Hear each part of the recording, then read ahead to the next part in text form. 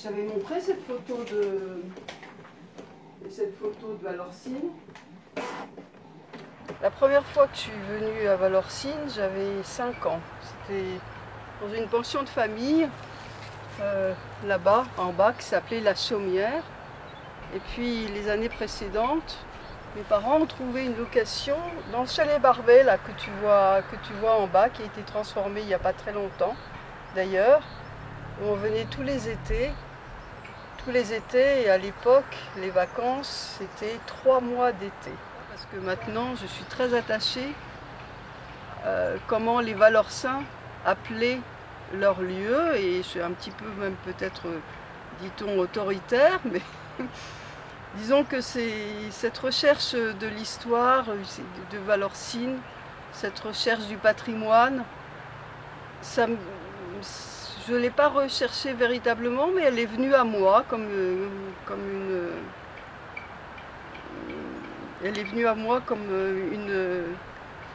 une évidence. Voilà, une évidence.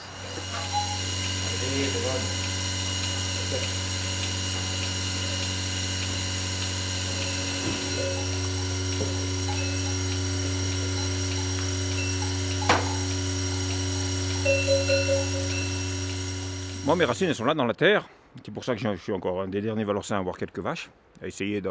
Bon, j'en vis pas parce que c'est trop difficile, ça coûte trop cher. Mais j'ai maintenant 60 ans.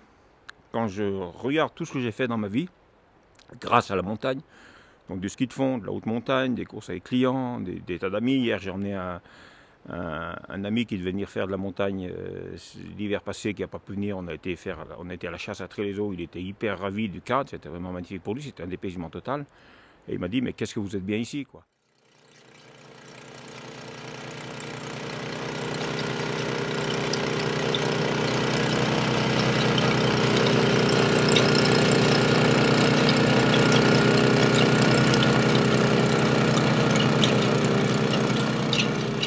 Ah, têtu, c'est peut-être le mot, têtu.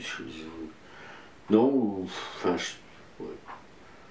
Spécial ou têtu. Mais je suis même pas sûr que têtu ce soit quelque chose de pas bien. Hein. Ça peut être.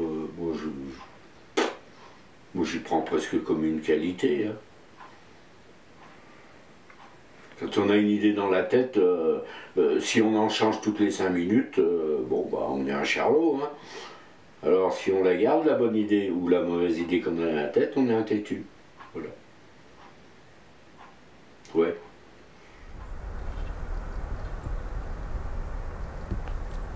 J'ai jamais fait de la grosse montagne, de la haute montagne, mais j'ai toujours vécu ici. C'est mon pays.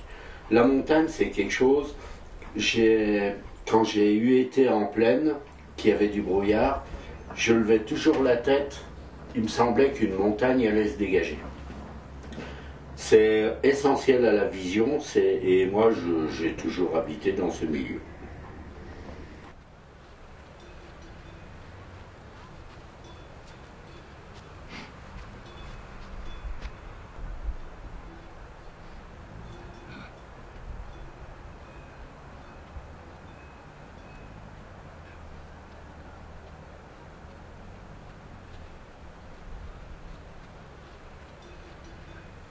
À l'école, j'apprenais assez bien. Et puis au certificat, j'étais sorti premier du canton. Alors l'instituteur, avec l'inspecteur, ils auraient voulu que je continue pour être instituteur. Et puis c'était en 41. En 41, on se trouvait bien à Valorcine au lieu d'aller du côté de Bonneville, où on savait qu'il y avait beaucoup d'attentats. Alors mon père, il n'a pas voulu. Mais moi, ma mère, elle aurait assez voulu, elle, parce qu'elle avait eu plusieurs instituteurs dans sa famille. Puis, à ce moment-là, l'instituteur, il était mieux considéré que maintenant. En 41. Et puis c'était pas aidé non plus, il n'y avait pas les bourses qu'il y a maintenant. non plus. Ça fait que je savais plus que faire, il a fallu faire ce que j'ai trouvé, un institut de maçon, quoi. Mais c'est un peu maçon par défaut.